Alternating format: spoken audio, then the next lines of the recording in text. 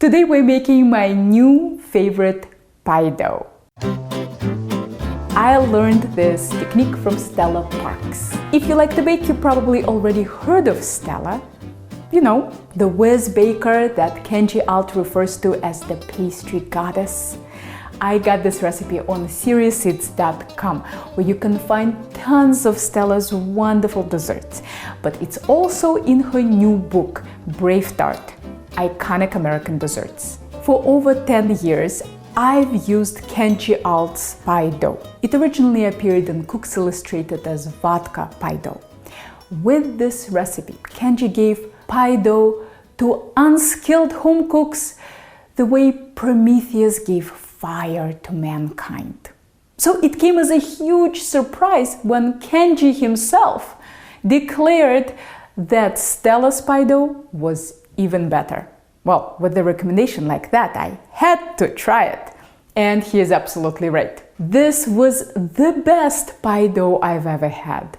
Buttery, insanely flaky, kind of like a mix between pie dough and puff pastry. Luckily, this technique requires no special equipment, just your hands, and very little skill. So if you're new to baking, don't you worry. Grab your rolling pin and let's do it. Let's start by cutting 2 sticks of cold, unsalted butter lengthwise. Lay these butter planks flat and cut them in half lengthwise again. Now cut these 8 sticks of butter into cubes. The butter will stick to your knife, but don't waste your time trying to take these cubes off your knife until you get to the end. Let's weigh 225 grams of bleached all-purpose flour, ideally gold medal or Pillsbury brands. Add 1 teaspoon of Diamond Crystal Kosher salt or half a teaspoon of table salt and 1 tablespoon of sugar. Whisk the dry ingredients to combine. Dampen your butter cubes and toss gently to coat them with flour and to separate them from each other. We'll need to squeeze each piece of butter once and only once. To be able to easily tell which pieces are done and which ones aren't, I move all the cubes to one side of the bowl. As I squeeze them, I move them to the other side. Once you get the hang of it, you can work with 2 hands at the same time. While I'm working on the butter, let's talk about flour in more detail. The flour type makes or breaks this dough. I tried making it with King Arthur all-purpose flour and it came out very tough and extremely greasy. Stella told me to try bleached gold medal all-purpose flour and the dough came out perfectly tender without leaking the butter. That's my only pet peeve with Serious Eats. The recipes don't get updated with the feedback the writers get in the comments. This issue came up for so many people and the recipe still says all-purpose flour. If you are not located in the US and can't buy gold medal or Pillsbury, find a flour with a fairly low protein content, just a bit higher than cake flour. When all your butter looks like huge flakes, stir in half a cup of very cold water. Gently toss the dough together until you no longer have a puddle. Scrape the sticky dough off your hands and knead it just until no more dry flour remains. To most experienced pie makers, this will feel like too much water. But don't worry, it won't toughen the dough. The beautiful thing about higher water content is that this dough rolls out like a dream with no cracks. I don't want to edit too much of the kneading out. I find that in videos, those come together so easily and magically that you feel like something is going terribly wrong when you're making it yourself. It is a bit of a struggle for all of us, so don't get discouraged. Just don't get carried away with kneading so that you don't toughen up the dough. Stop as soon as you get a very shaggy lump that barely holds together. Sprinkle the work surface generously with flour. Don't be afraid to use a lot of flour. This dough can handle it because its butter content is scarily high. Do your best to form it into a small rectangle. Then start rolling it into a large rectangle. Add flour under the dough and on top of the dough as necessary. Rotate your dough 90 degrees after each roll. This will ensure that you are rolling evenly. Frequent rotation will also warn you about any sticky issues so that you know to add more flour. Now that I have a pretty good rectangular shape, I might not rotate quite as much. If your dough sticks, carefully dislodge it with a pastry scraper and add more flour. You might also want to clean your work surface. When you reach 10 by 15 inches, you are done. In the next step, we'll be creating many delicate layers. It might sound complicated, but takes 15 seconds and is actually quite easy. Brush the excess flour off your dough. Fold one side toward the middle, then the other side toward the middle. Fold the whole thing together like closing a book and pat it firmly.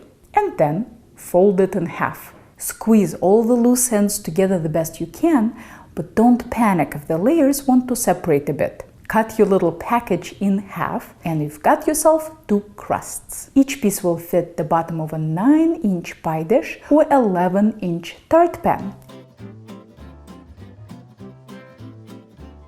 The only hard part about this technique is trying to roll out a square lump into a circle. This step always makes me a little uneasy, but it always works out. Also keep in mind that it doesn't need to be a perfect circle. Even if it's more like a rounded square, it will work just fine after you trim it. Keep using as much flour as you need to avoid sticking. If you end up with too much flour in the end, you can remove it with a pastry brush. And keep rotating your dough after each roll. Let's see if it's big enough. Seems good. I find that I roll this dough thinner than most pie doughs. It should only be a couple of millimeters thick. Fold the dough into quarters and fit it into a pie or tart shell. Fit it into all the corners, but try to mold it more than stretch it to prevent shrinking during baking. If you have a shortage of dough in some area, cut off a piece from somewhere else and patch it up. Trim the edges, leaving a 3/4 inch overhang, and fit it back into the tart shell, pressing firmly. If you are filling it with any sort of custard, like a quiche, you will have to bake it blind first. In other words, empty. Turn on your oven to 350 Fahrenheit with the rack in the middle for at least 20 minutes. Crumple up a large piece of foil and straighten it out. I used to line my tarts with parchment paper, but Stella Parks recommended foil and I like it more. It molds to the shape of the dough better and can be bent over the edges to protect them. My tart is large, so I've added 2 more little pieces of foil on the sides. Place the tart pan on a rimmed baking sheet, line it with foil, and bend it over the edges to protect them. Fill with some weights. Beans, rice, sugar, pie weights, whatever you've got. Just make sure it comes all the way up the sides. This will prevent the dough from puffing up in the oven and will prevent the sides from falling down. Place in the oven and bake for about 1 hour or until the dough is golden brown. I used to pre-bake my dough at a much higher temperature for about 20 minutes, then get the beans out. Poke the dough with a fork and put it back in the oven to finish pre-baking. But after I tried Stella's method, there's no going back. Pre-baking at a lower temperature results in less crust shrinkage. It's also way easier. You just throw the crust in the oven and forget about it. But be careful if you're using dark baking pans. They bake a lot faster and might require a lower temperature and a shorter baking time. When the dough is golden brown, get the foil with the beans out and you have yourself a pie crust. Next week, I'll show you how to fill it and bake the most delicious quiche. If you're wondering if this dough works for dishes that don't allow you to pre-bake the dough, like galettes or double-crusted pies, yes, it does. I have baked many galettes with this and they all came out perfectly. No sogginess, no leaking, just perfect buttery flakes on the bottom of your galette. A huge thank you to Stella for this amazing recipe. If you want to find more of Stella's wonderful work. Check out the links in the description below this video. This video was brought to you by viewers like you. If you liked it, click here to support my channel. Don't forget to subscribe, hit that little bell button for notifications, and if you're ever in the Boston area, maybe I'll see you in one of my classes.